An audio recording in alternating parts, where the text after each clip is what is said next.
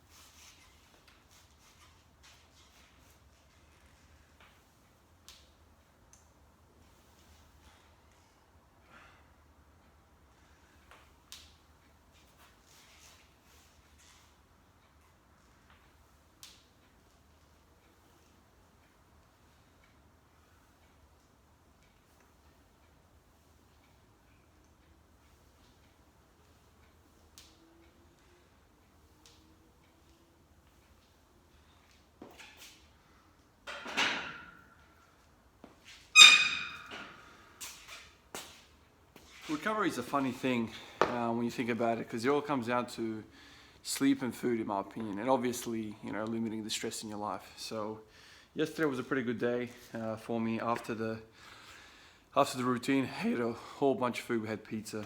I had pizza, for lunch and also for dinner. We bought a whole bunch, so it was leftovers. So I'm gonna make, obviously, larger jumps now. I'll go to 60, I'll go to 80, I'll go to 100 and just kind of rep it out a little bit. The one thing that I found really cool yesterday with doing all those reps is that my legs felt amazing. Like my mobility increased, my knees felt better. You probably heard the clicks in my knee now. But yesterday, like through all the reps that I did, there was no clicking and I felt really comfortable in the bottom of the hole. So could there be something in that? higher repetitions, like a really, really, really good warm-up. Probably helps with mobility as well. It probably helps with your positioning. I don't know. For me, it's always been the best. Mobility, flexibility, training is always going to be best when you're actually doing the movement. So you've got weight on your back, it pushes you into the hole. You spend time in that hole, and your body kind of adapts to that range of motion. When I stretch hamstrings, when I stretch glutes, when I try and kind of get in those positions, it's a very transient kind of effect, and I kind of lose it shortly after. Whereas with squatting, because of the additional weight on you, especially if you're going all the way down to the hole and you maybe pause a little bit, the body kind of just gets used to that position a lot quicker than just, standard static stretching that people do.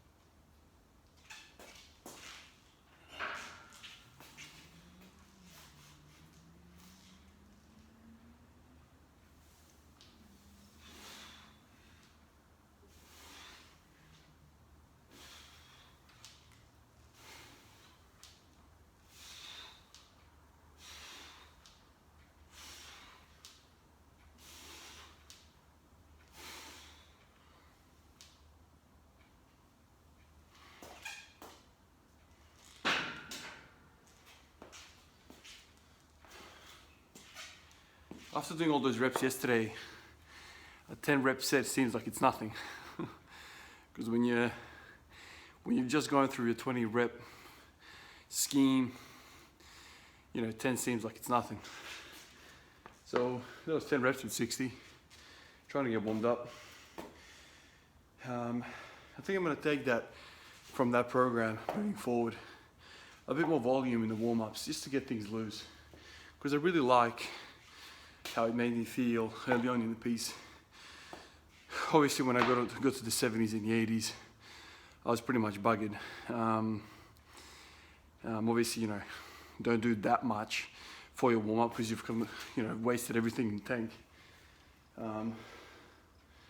But at the bar, 30, 40 kilo yesterday was really good. Really felt warm, really felt loose. And I think I'll do that in the future. Just for a normal warm-up kind of thing.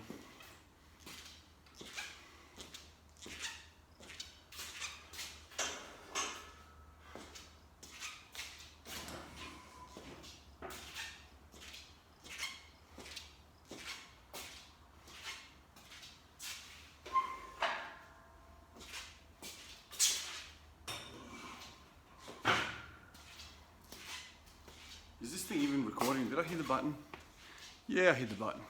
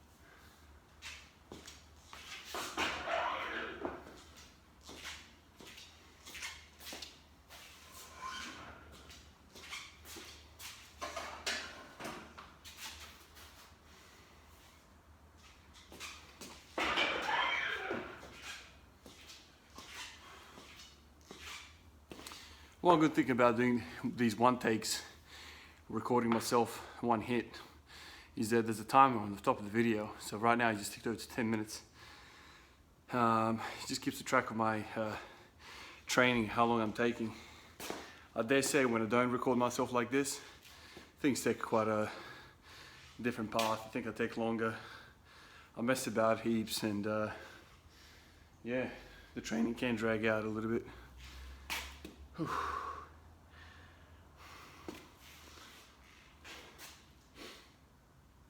All right, that's 100. Let's see how that goes now.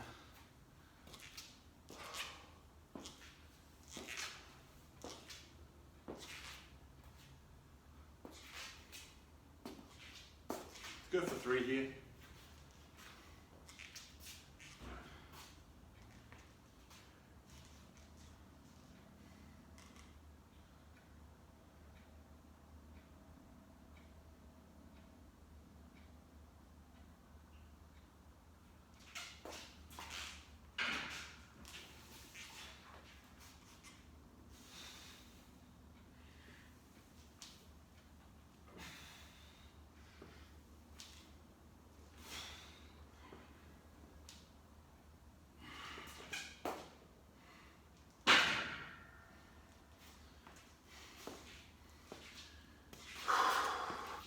The front rack position is getting a lot better. Obviously, I'm wearing a jumper, so this portion doesn't hurt at all. But I feel like my hands are getting a little bit more comfortable. My wrists are getting a little more comfortable. And yeah, the traps don't feel as sore as before.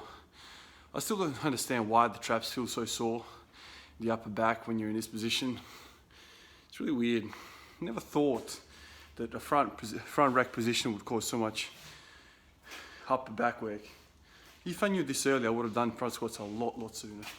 Because I've always kind of found about my physique that I always kind of lack the upper back. Always felt a little bit kind of narrow and shallow. Never really felt like, you know, it was juicy. Never had traps, high upper traps or middle traps and or lower traps. Never really had that. It was one of those stubborn areas that never really wanted to grow for me. Especially like all the basketball that I did early on in my career, where I just did running.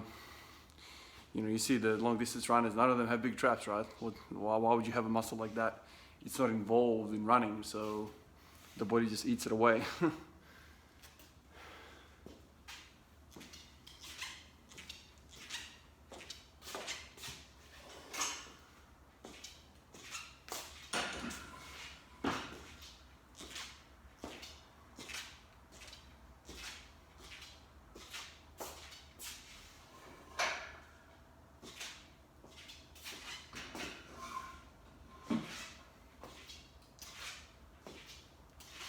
This is 120. Let me hit this for 1. And then after that, I'll go to 140. Let's see how this moves.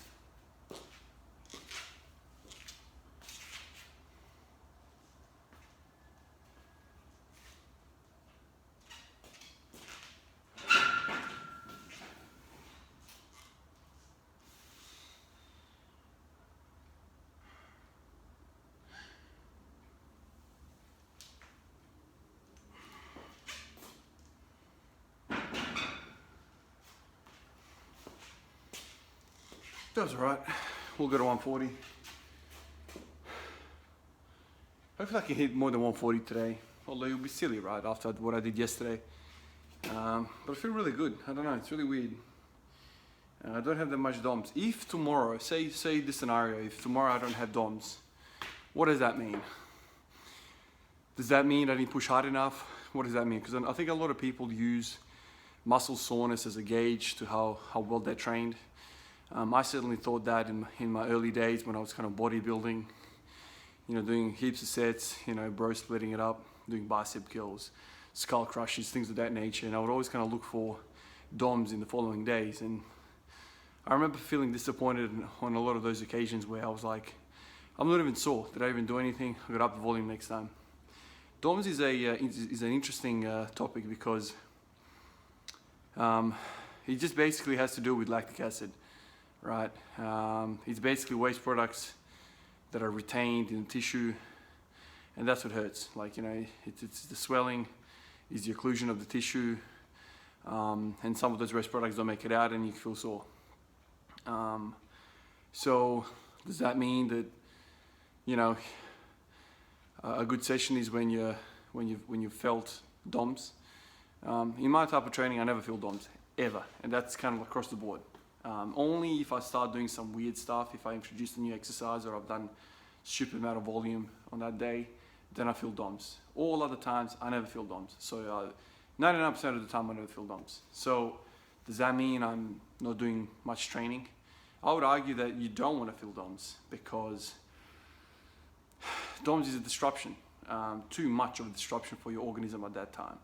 So, you know, with major disruptions come major recovery periods. With major recovery periods comes inactivity or lack of training, optimal training. So you kind of want to, I've talked about this before, there's a threshold of training.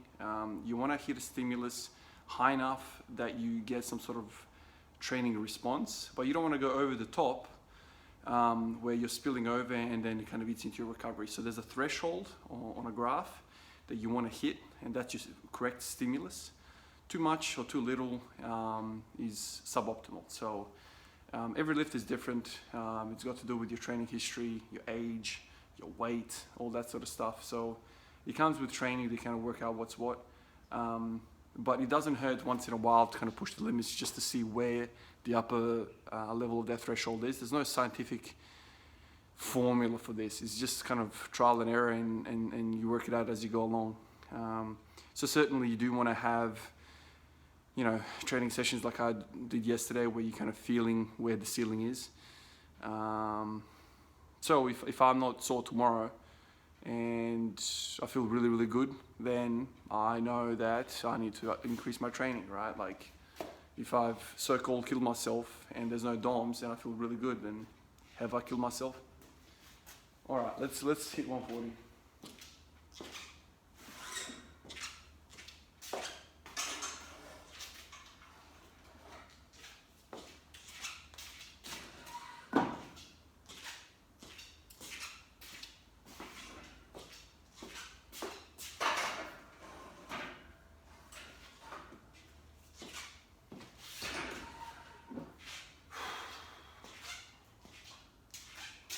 All right, that's 140. Let's go.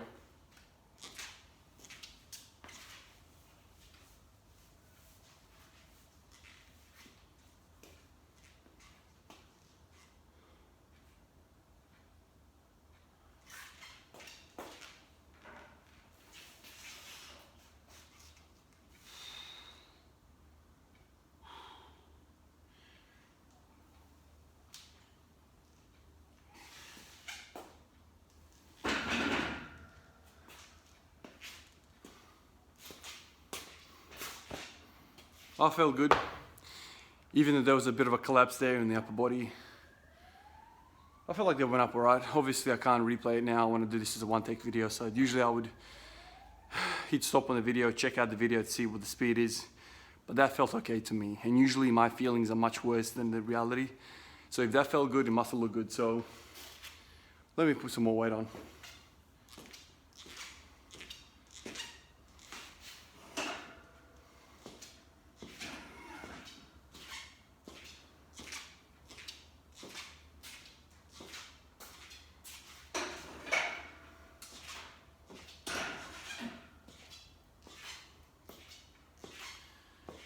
All right, so that's 150 now.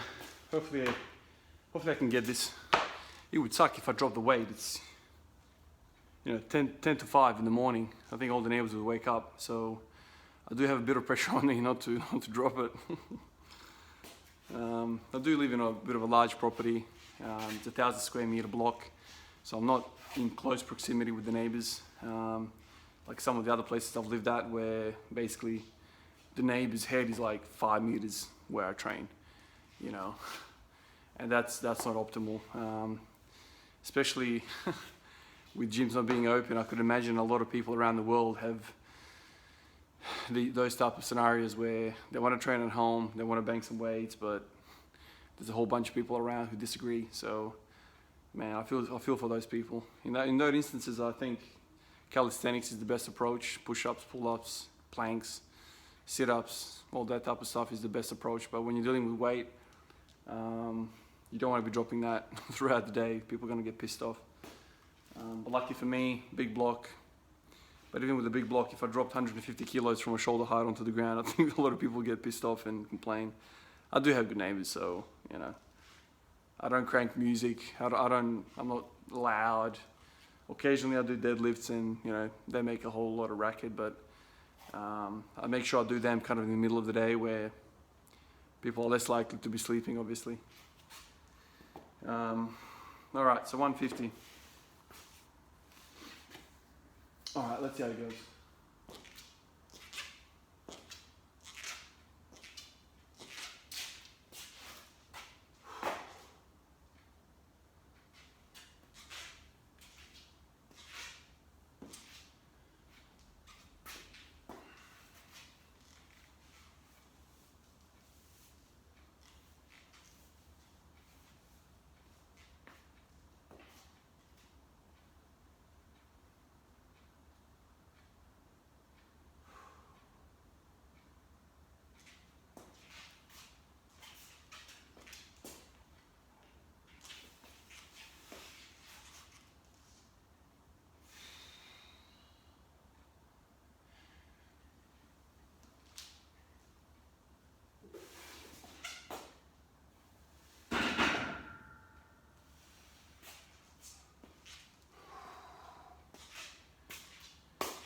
You guys probably saw this. Probably a little bit more rounding than I wanted to on the upper body, but I think it went up all right. Okay, so what now? Well, I feel good. So strip the bar back to 70% and do some 5 sets of 5. Let's do that. Feel good, and there's heaps of time left in my session before work, so let's just use that time for some constructive work.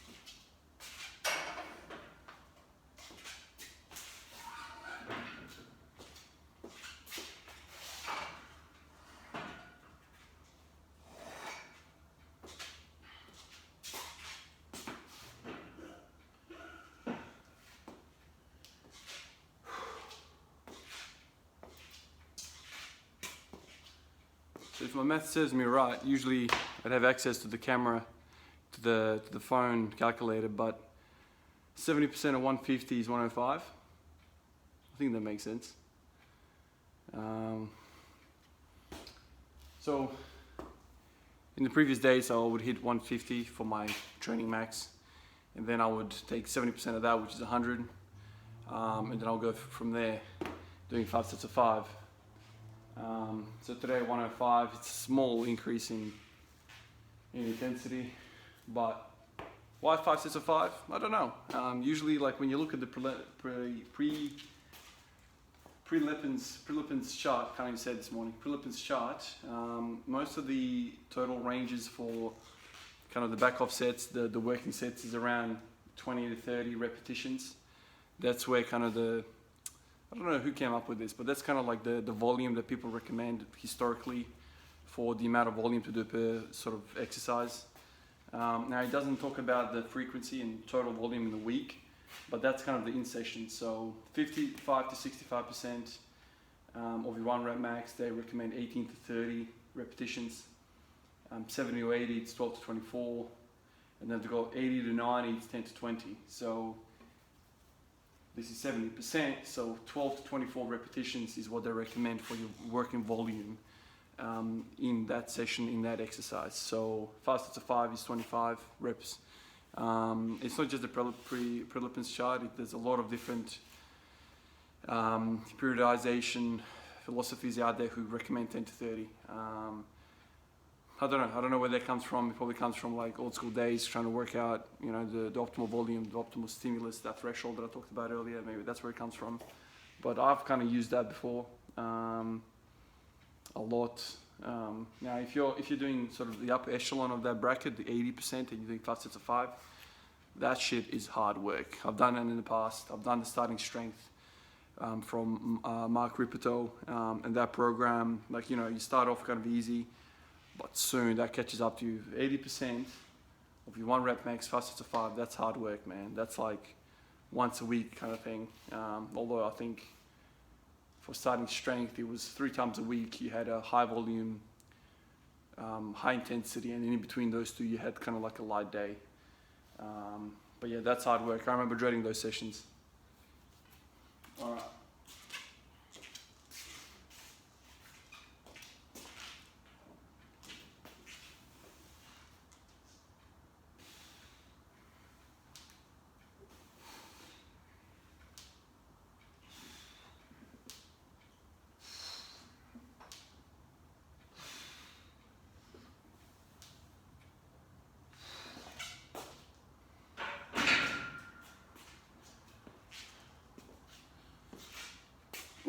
That's one set. So in my 5 years of training, I have done a few different training programs. I did strong lifts, I remember. That was a really cool app thing. A phone app where you can kind of like tick off as you go along and gives you like really cool graphs. And so strong lifts was pretty cool. That was kind of my 2nd year of training. I remember when I first bought the gear, the squat rack and the weights. Around that time, I bought Practical Programming by Mark Ripperto, the book. I read that. That was really good. I feel like that's compulsory reading for anybody that's in this type of game. If you're interested in training, philosophy, if you're interested in just understanding what you're doing in the gym, Mark Ripperto has a couple of books. Practical Programming was a very, very good book. Obviously, there's other texts out there. I found this one to be really easy to kind of read and touches on all the basics that you really need. It's a really good platform for, you know, further reading if you want to read more widely. But that was a really good book. It touched on, you know, the basics of, you know, physiology, the basics of, you know, that threshold that I spoke about earlier, like what's required to cause some sort of stimulus to the body to get better in training. I found that really, really good. But before that, it was just kind of like feel how you go, do bro splits in the gym with my mates. And it's kind of like, if you don't feel like doing legs, you don't do legs. There was no structure to my training. It was just kind of like do whatever. And then Mark Ripperto kind of introduced this idea that, you know, periodization is a must. Like, you're supposed to be planning your training and not just wait for the gods above to touch you with gains. So Mark Ripperto was definitely one of the earlier texts that I read, but even in his text, you know, 20 to 30 repetitions was kind of like the go-to in terms of training volume per session. But yeah, smart guy. The only thing I don't agree with him is how he teaches the front squat. Like he teaches the front squat, the back squat, the low bar. Around that time, I kind of fell out of love with Mark Ripperto's stuff because he never really taught anything else. He taught the low bar squat and he taught the deadlift. And to me, that's when I realized that they kind of both look the same. Like, his squat looks very much like his deadlift. Like, it's, yeah, I don't know. The forward lean is very much like a deadlift lean. So that's when I kind of started looking at, this is 4 years ago now, I started looking at other ways of squatting, and then I saw the Olympic weightlifters and I was like, man, that's how I envisioned squatting to be. Ass to grass, high bar, you know, vertical, none of this leaning over stuff. And that's when I kind of fell in love with the Olympic weightlifting world, started reading about other stuff, bumped into Klokov and Zhang Yun Lu, I always called him Lu. And I thought, man, these guys are proper squatters. Then I realized that, you know, these guys don't squat as much as the powerlifters of the world, whatever. But in terms of power to weight ratio, man, these guys are not like, that's what I want. Like, I don't want to be, you know, a powerlifter per se. I want to be just a strong dude. And I want to move how I like to move. Not to say that the low bar squat is wrong or whatever, but to me, it's more appealing when I see somebody front squat. It's more athletic. I come from a basketball world, so that's kind of what appeals to me, you know. Because when I see people jump, I don't see people jump like that, you know, with a wide sumo stance. I don't know. That's just me, you know. Whatever works for you. If you're, as long as you're training, you're not sitting on the couch. I've always said that. People come up to me and they're like, "Oh, what do you recommend?" It's like, I recommend you don't sit on the couch. Whatever the hell you want. If you want to do powerlifting, Olympic weightlifting, strongman, let's just get off the couch and do your thing. So I don't really like shitting on other sports, other disciplines of the strength world, especially. I like it all. I really like it all. I guess what I'm saying is that I have preferences. Like we all have preferences. So I'd like to see low bar squats. I really do. But if you gave me an option, low bar or high bar, I do like high bar more, basically. All right, set number 2.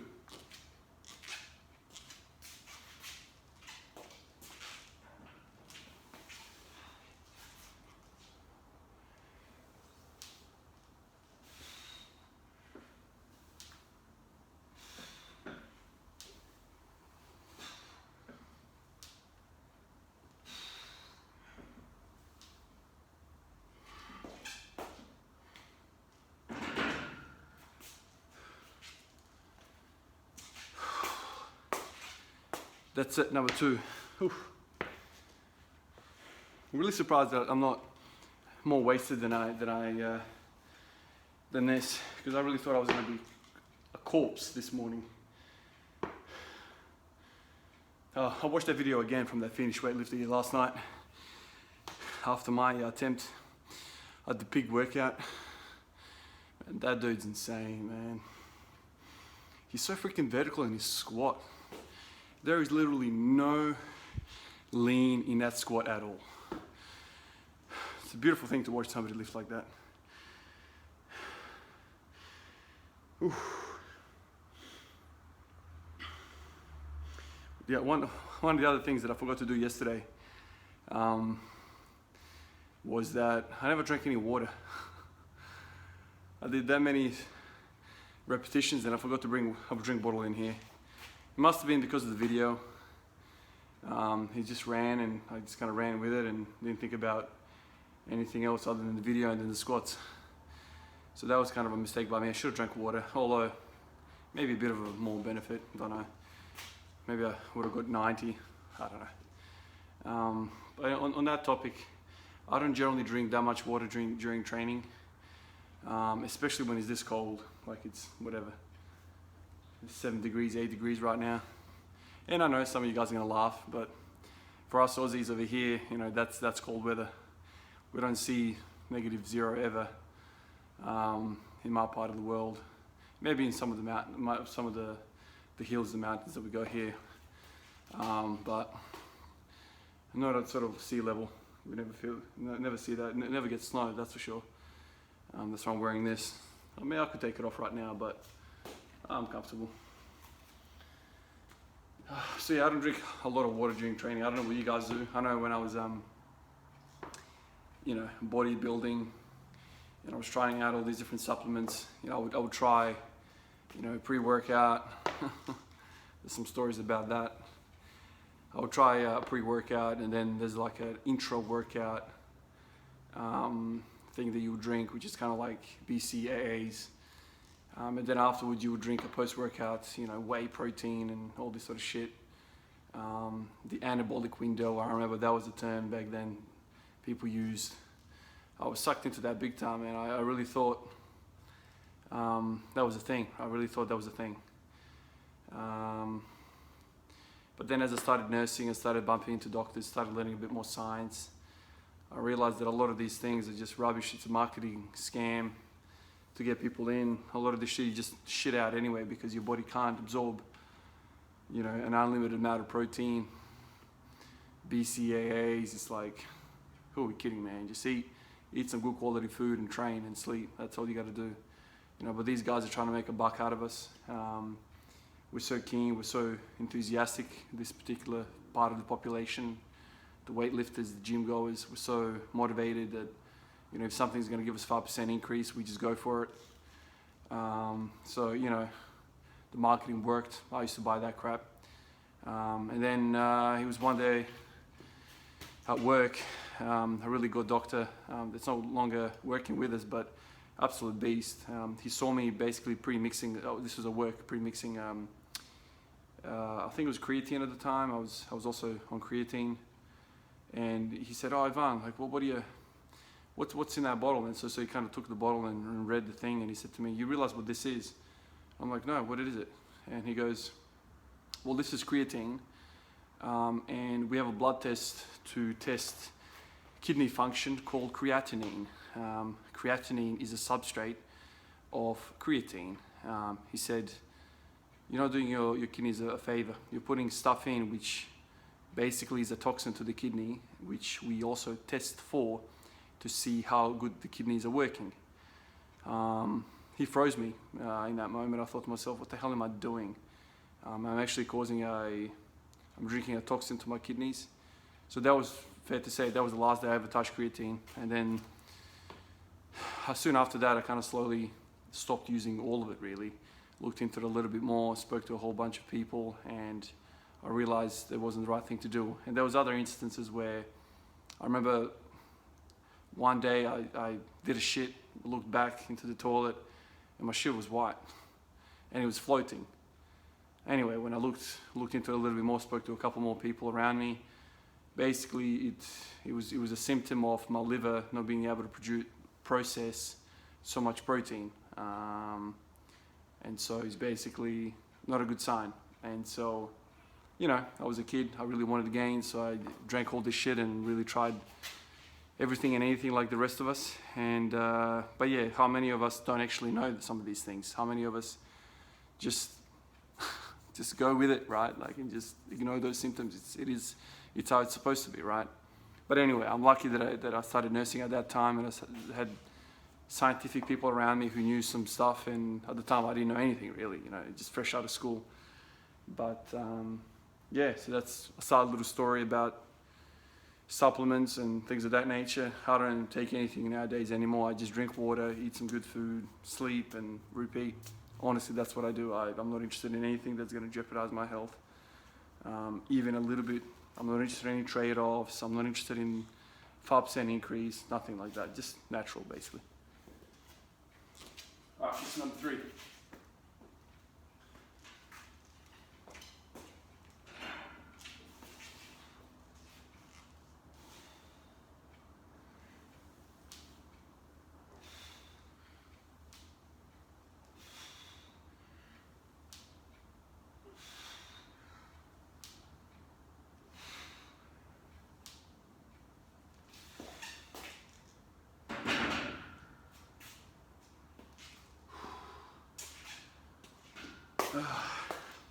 Actually, it'll be interesting to see what some of you guys use for training. I know it's a touchy subject, but comment down below. Tell me what you guys use.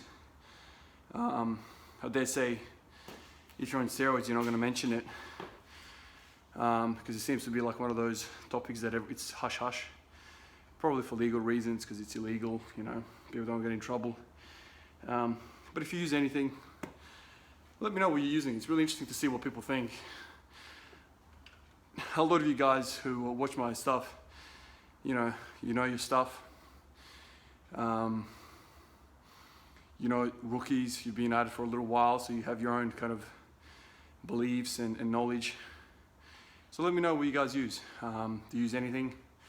How often do you use it? Do you use any supplements? Do you use, you know, anything really, any vitamins, minerals, whatever you want to call it. Let me know what you think, because my approach has been for the last 3 years at least, I haven't touched anything. Yeah, I just don't want to touch anything that's heavily processed, and I mean, don't get me wrong, man, I eat fast food as well, I eat shit like that. But when it comes to performance stuff, amino acids, what else is there? You know, there's fat blasters, fat losers, whatever they're called, is basically meth, really. There's heaps of this other stuff that people use. Obviously, in the bodybuilding community, there's a lot more of it, right? Because it's physique and it's People use like furosemide, which is a, you know, diuretic. People use everything, man. Yeah, let me know what you guys think. If you feel comfortable with that, I don't really care. If you guys want to have a bit of a discussion, you know, philosophies, I'm up for that as well. I mean, I've already told you guys what I think about that stuff, but it'd be interesting to know what you guys think as well. How are we going for time? Yeah, pretty good. 40 minutes in. All right, 2 more sets. 1 more set of this. Sorry, 2 more sets of this, and then I'll just wrap up the video there. I'll do some other stuff, just for like hip mobility stuff. Use up a bit more time before work.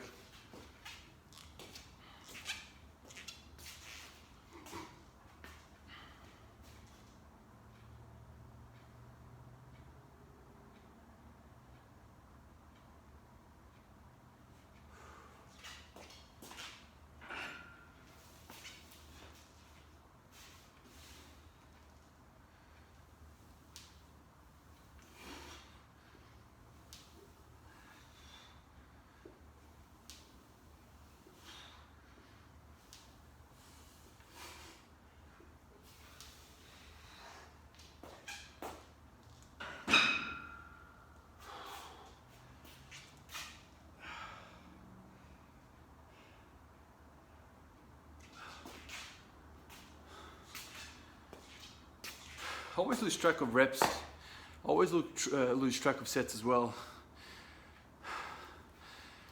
It's almost like I can't count. I'm pretty sure that's done before, so we'll do another one.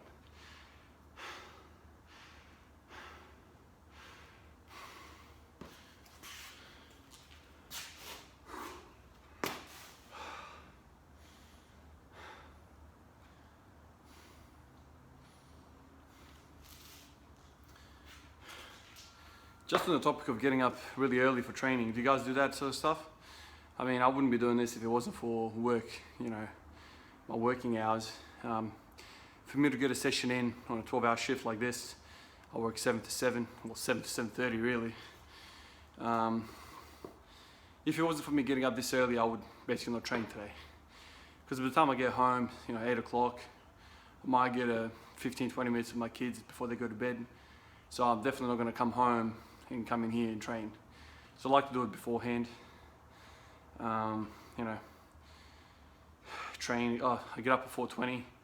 By the time I organize myself, I basically hit the gym 4:30, 4:40, something like that. Put a session in, shower afterwards, maybe eat something, head to work. So the next question is, when do I go to bed? Well, after yesterday's session, I went to bed. I had a nap on the couch around 7 o'clock, and I went to bed at 9 o'clock. So, especially after having kids, man, like, man, I rarely make 10 o'clock. It's just, I used to kind of be around a midnight kind of sleeper, maybe sometimes 1 o'clock in the morning. That was kind of my routine. But then since I've had kids, man, barely make 9 o'clock. When they go to bed, I maybe got another hour and then I'm out as well.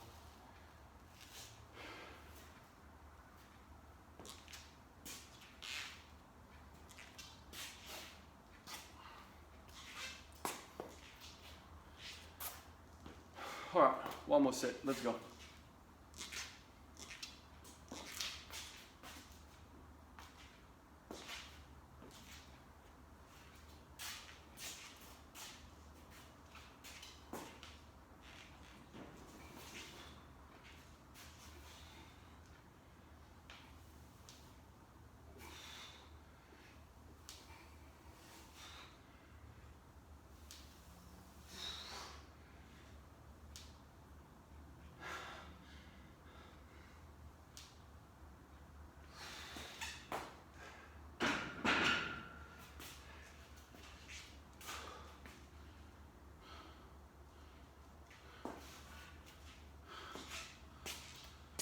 Cheers, guys.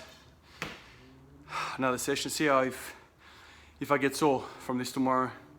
I think this session is going to be beneficial for in terms of DOMS, flushing out the toxins. But I'll see you guys tomorrow. I'll let you guys know if DOMS really settles in or not. Catch you guys. Have a good day.